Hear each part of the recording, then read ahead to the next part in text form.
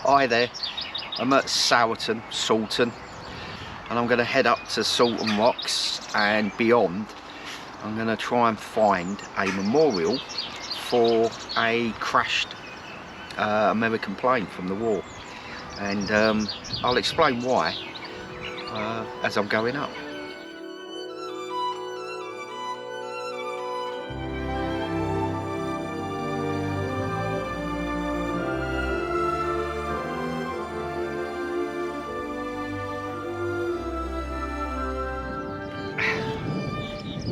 Skylark there. That is one of the most beautiful sounds in the world, isn't it?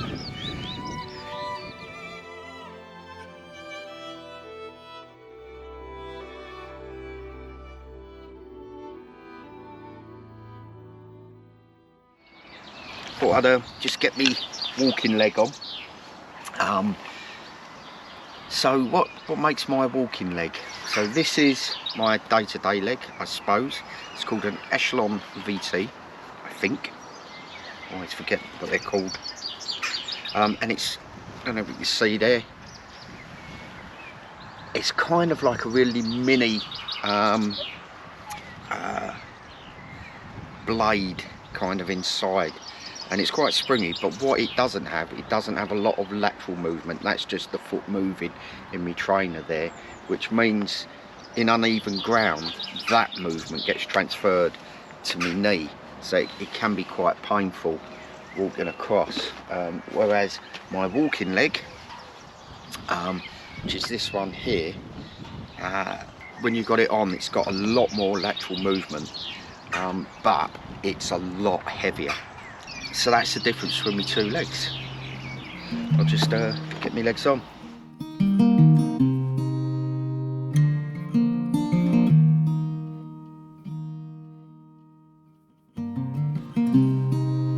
Some hearts made of stone,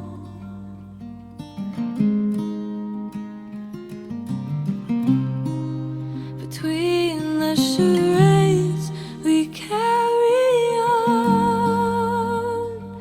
and the fear. Right, so that's my first leg stop. How far have I come? Not far, I think. 400 metres, well, actually 380 metres. Still getting the pain in the calf, or what's left of my calf muscles. Oh well, right, let's have a look at my actual route. So I'm heading up past Salton or Sowerton Rocks and head then towards Grentor. How far away is that? 551884. It's only about 2k as the crow flies that way, so not really that far,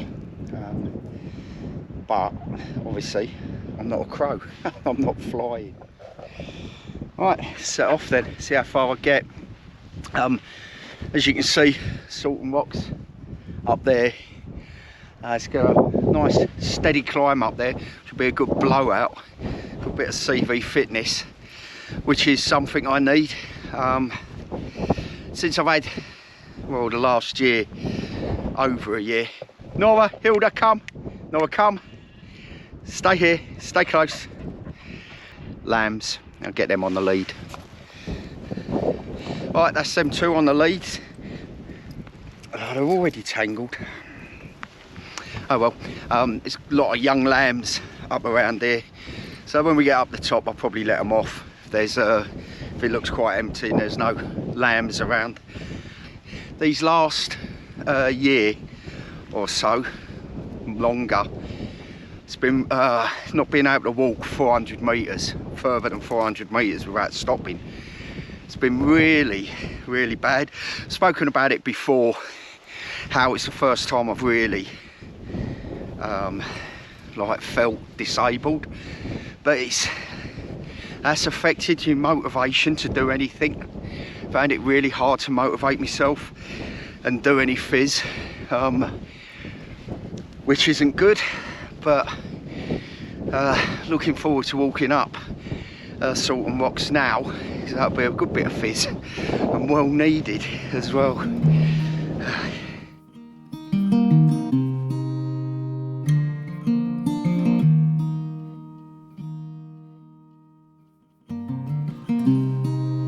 Some hearts made of stone,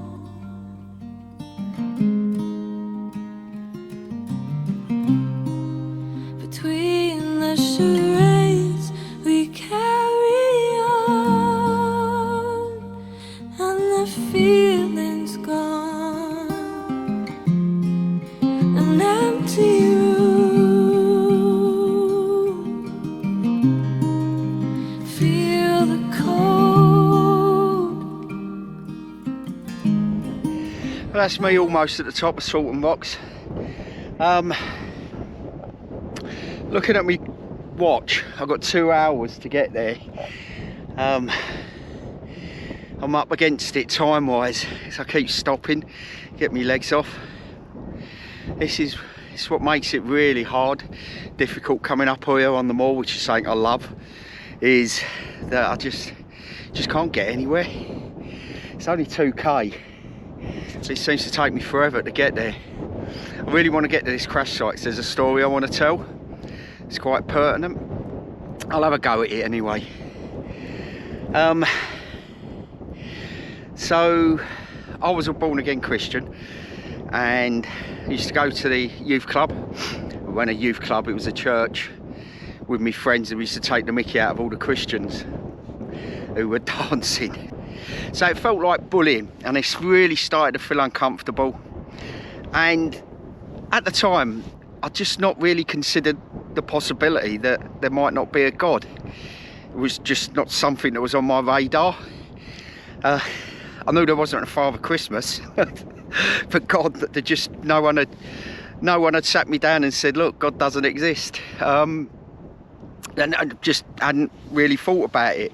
Now I went to a Catholic school, which was odd, because I wasn't a Catholic, but half my family are, my dad's side of the family, they're all Catholics, and they all went, all the boys went to an all-boys school called Bishop Wald. Because I weren't a Catholic, I had to have an interview and sat down with the headmaster. He was called Mr. McDermott, fat old Irishman, and he asked me mum some half-hearted questions about my schooling and things like that, and then he was sort of pretending to listen, badly pretending to listen to and be interested in her answers. And he turned to me and he went, what team do you support? And I said, Arsenal. He went, oh, you're in then. And my mum laughed, but genuinely that was the end of the interview. I probably should have happened. So I ended up going to Bishop Wald, Catholic Comprehensive. So I wasn't religious at all. I hadn't really thought much about it. Hadn't really considered the possibility that God might not exist. Hadn't really thought about God or anything like that. I wasn't a philosophical person. So when we went to this Christian church, well, I suppose all churches are Christians, aren't they, by default? When we went to this evangelical, born-again Christian type church, and we were all taking the mickey at the Christians dancing, it really didn't sit right with me. And the reason is, at school, every morning, we would have an assembly, and it was led by the deputy head. It was a really old teacher called Mr. Brown. He actually taught my dad and all my uncles as well, so he'd been deputy head for years and years and years. And my dad was expelled from the same school that I went to, Bishop Wald. And every morning, Mr. Brown would lead us in prayers, and there'd be a few Hail Marys and a few How's Your Fathers, and it was really doled out with as much enthusiasm as the most boring person in the whole world, listing the least exciting moments in his life in strict alphabetical order. And you know, placed next to that, and it was a real juxtaposition, was these really happy, clappy Christians who seemed happy about their religion, their faith. And it just started to occur to me, if I believe in God, which I did, then surely God has got to have more to do with this than the nonsense. And it was nonsense at school at Bishop Wald. I really, school for me was a really unhappy time. I was rubbish at everything, and if you're not academic, going into an environment where you fail daily, it's quite soul destroying. And if you're one of the naughty kids, cool naughty kids, smoking behind the dustbins, then you got that to fall back onto. I had nothing because I wasn't one of those kids. I wasn't sporty. I wasn't anything. So I really had an unhappy time at school. And I suppose a lot of the teachers, they fed into that. There was a real, when was this? Early 80s. School, or comprehensive schools in the early 80s, were really nothing more than a filter for those that were going into the offices and those that were going onto the shop floor of a factory. And there was little else to it. This way, Norma, Hilda, come here, stay close. And if you weren't doing O-levels, you were split into two different groups. Kids that were doing O-levels, or GCSEs now, and kids that were doing CSEs, Certificate of Secondary Education. And a first, a 1 in a CSE apparently was the equivalent to a C grade O-level. And if you weren't in the CSE class, if you was in the CSE class, then the teachers just really didn't care. Teaching really revolved around just copying stuff out of a book, and that was it. And I remember there was a parents' evening of some sort, and I remember looking through. I suppose all school doors were the same, with like a strip of glass. And I remember looking into this class, and it was the set above me, a O-level class, and they were doing some kind of play, and all their parents were in there. And the thing that shocked me was their English teacher. He was our head of year, can't remember his name. He was beaming with pride at the his class putting on this review. And I remember looking at him in shock, because up until that point I'd never seen a teacher the slightest bit interested in anything I did, and it really shocked me. So being unhappy in school and rubbish, and looking at Mr. Brown doling out those prayers every morning, and then looking at these Christians who were nice. They were nice to me, and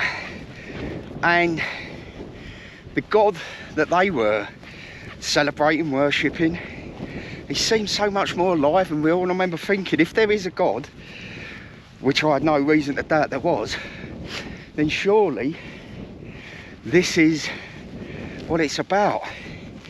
So not only did I feel like a bully for taking the mickey out of them, clearly, and they knew I was taking the mickey out of them, or we were, but I also felt like a hypocrite. And that's why I became a Christian. The end of each service or whatever it was. They say, does anyone want to become a Christian? And sat amongst all my friends who were only there to take the piss out of them, I put my hand up. Oh, it's a single, it was bravest thing, one of the bravest things I've done. But it was absolute social suicide. I instantly lost all of my mates, their faces when I did it. Oh, but what I didn't know was behind me was my two best friends, Darren Bell and Stephen Brooks. They both did the same at the same time, which is really odd, isn't it? Yeah, so that's how I became a Christian. And the reason I tell the story about schooling and that, being unhappy, because it played a really big part in making that decision. And if I hadn't, I wouldn't have met Claire. So that's where I met Claire. Me and Claire were Christians.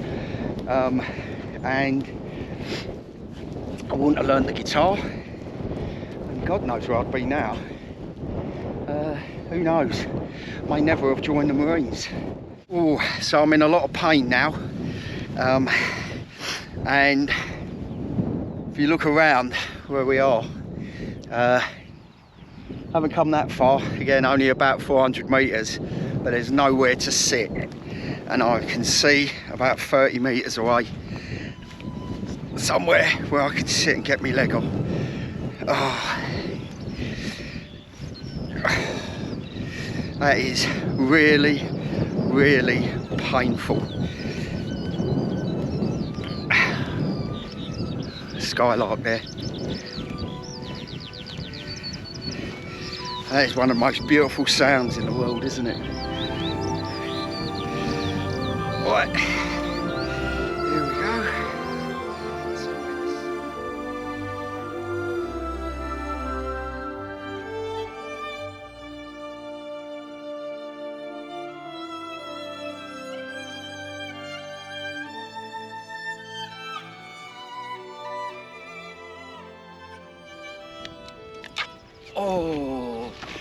Oh, relief.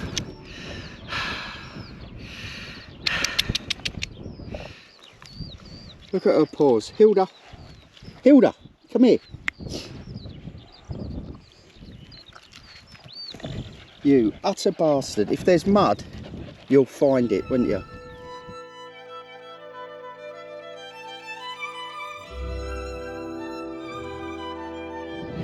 Right, so I'm in the vicinity now of the crash site. So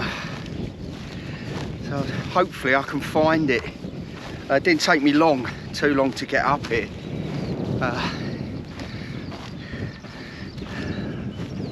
And I've got about 40 minutes before I've got to turn around and go back. So hopefully it's here or hereabouts.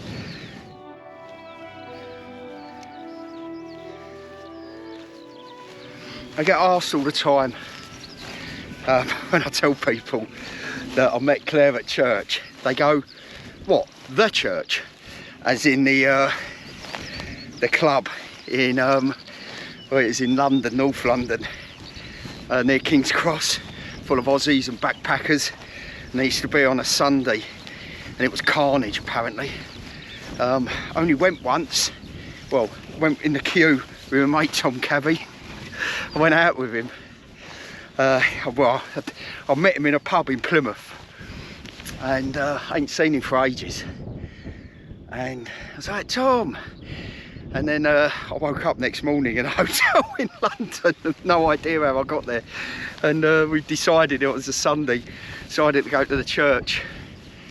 And he fell asleep in the queue and I just collapsed. We got up and started drinking again. We found a club that was open that wasn't selling alcohol, but the bouncers were selling us bottles of Hennessy. And he collapsed, and I carried him to an Irish pub round the corner. and they let us slump him in a chair whilst he slept. And yeah, so that's the closest I came to the church. No, so when I tell people, no, it was a church, not the church. First thing they ask is, are you still religious? And I say, nah, but I'll leave that story for another YouTube video. Right, this looks promising. This looks like it could be it. Yeah, it is. I can see the memorial stone, see bits of churned up metal.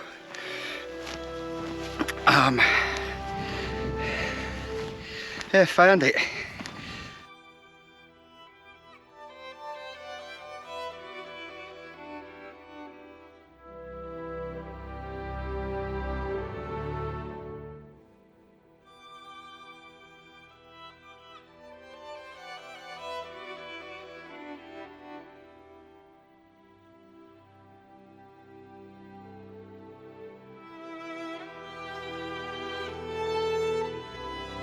In memory of the 5 USAAF crewmen who lost their lives here December 25th 1943. 3 survived. First Lieutenant E.H. Patterson, he was the pilot. Second Lieutenant R.A. Coates, co-pilot. Second Lieutenant R.T. Neary, his navigator. T Sergeant S.R. Renner, is the engineer. T Sergeant S.L. Craig, radio operator. S Sergeant, Staff Sergeant I'm guessing, M.A. Panetti, radio operator. Staff Sergeant A.J. Blanchard, is the air gunner. And Sergeant B. Brown, he was the RAF meteorological observer. And that was Basil Brown, my deputy head teacher.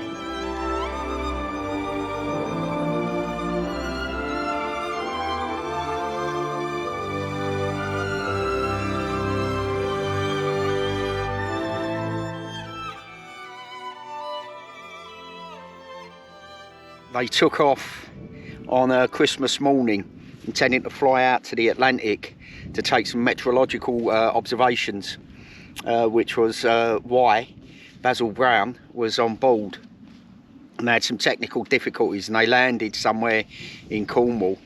They fixed the problems, but decided to fly back instead of spending Christmas Day, I take it, in a cold hangar. And on the flight back, the moor was, Dartmoor was clagged in, as it's wont to be most of the winter. And they were 7 miles further south than what they thought they were. And they crashed, and there was 5 were killed.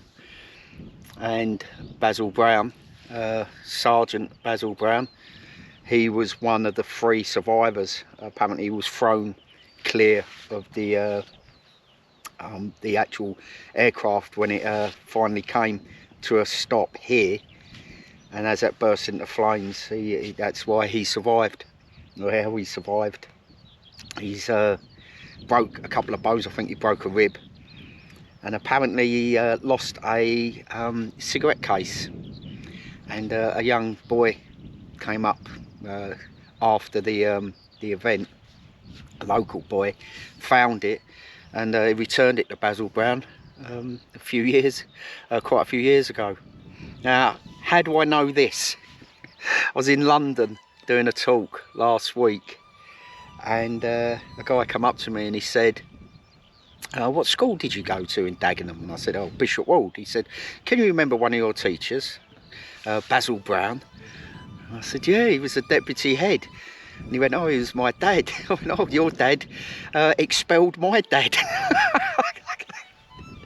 But then we was chatting, and he showed me a picture of him in his RAF uniform. And you forget about that generation.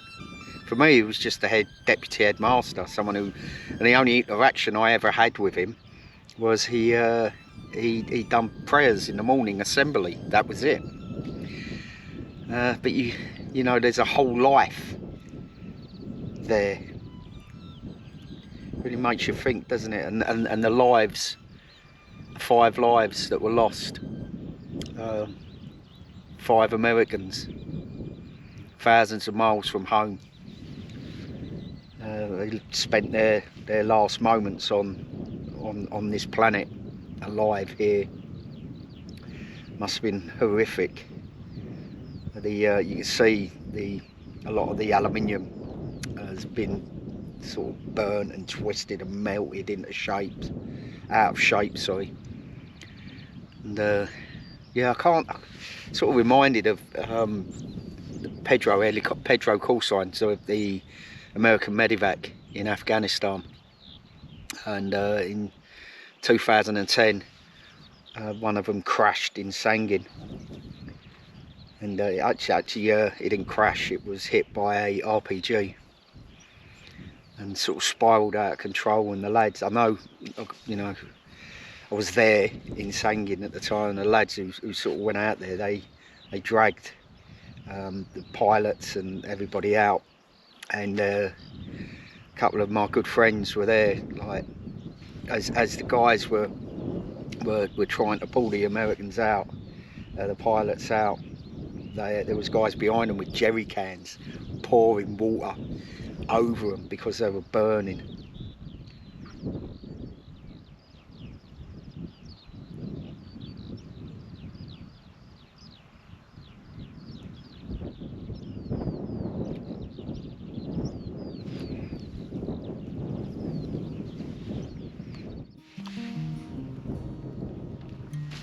I've got to quickly finish my sandwich. Then I've got to head back, so I've got to get a toot on. Some hearts made of stone,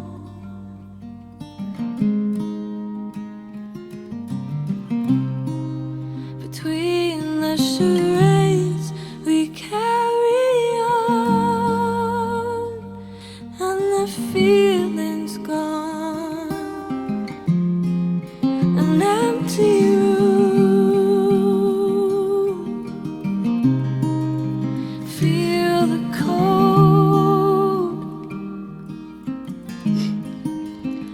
one little doggy who's going straight in the bath when she goes back. Do you know who that is? Do you know who that doggy is?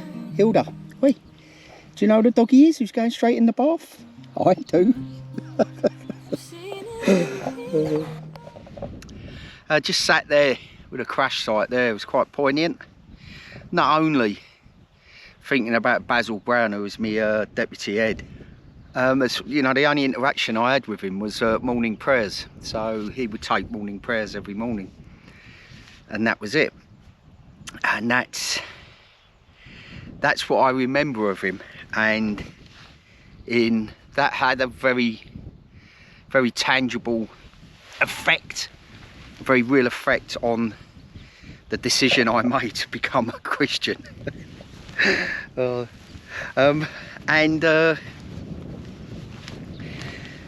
How little you know, it's easy to forget that he was a young man. But not only was he a young man, he was a young sergeant in the RAF. And that crash, sat there looking at the crash site with all the twisted metal, and you get a sense of the violence, and the flames, and how devastating that would have been.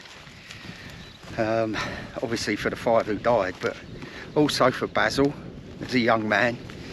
I think he was 18 when that happened, and I keep going back, keeps reminding me of the helicopter that went down in Sangin in 2010, and I didn't really have anything to do with it. I'd literally just got to the FOB that day, so it was my first day in Sangin, and we heard the bang, looked up and could see it spiralling in the air, and it just missed the other building. There's 2 big buildings in Sangin.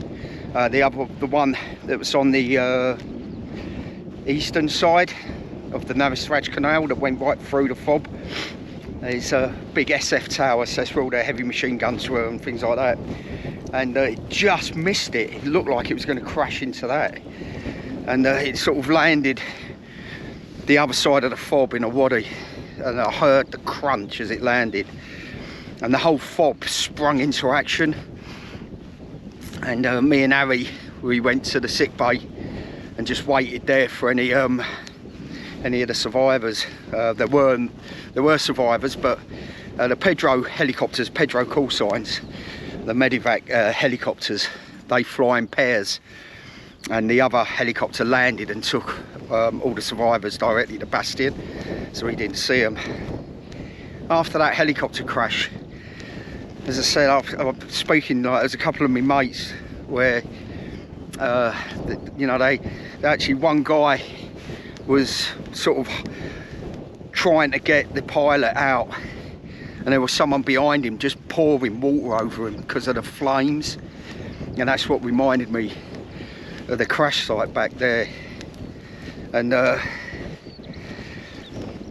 was the ammunition started to cook off in the helicopter as well, and two lads grabbed body armour and just put that in front of them and rushed in to try and get the loadie, the guy in the back, out.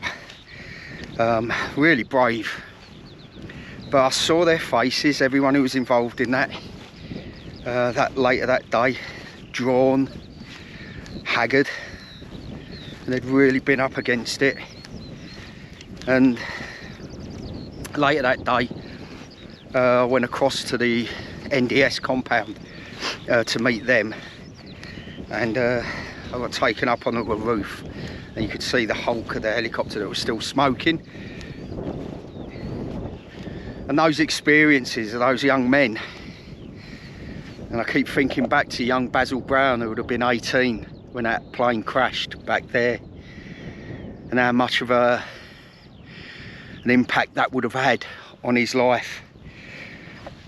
And also, you know, again, a couple of Americans died in the Pedro helicopter, and 5 Americans died in that plane.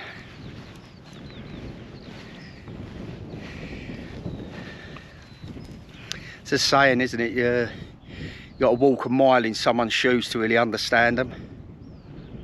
And that was Basil Brown for me.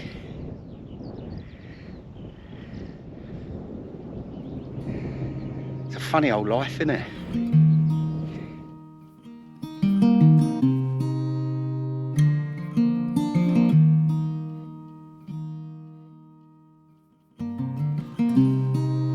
Some hearts made of stone.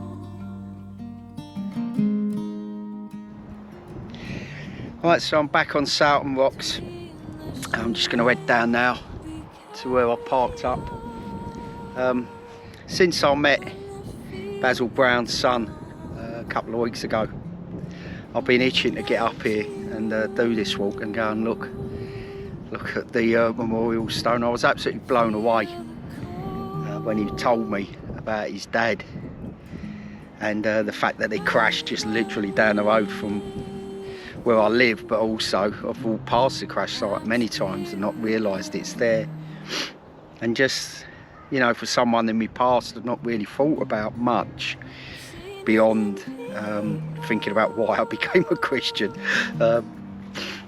It's just to have that connection with him, not only geographically, but, you know, thinking back to Sangin after that helicopter crashed, and the smell, the burning diesel and burnt fuselage, and just the faces of the young Marines who were first ones there, trying to save the crew. They saved a few of them. Kind of, I think I know how we felt.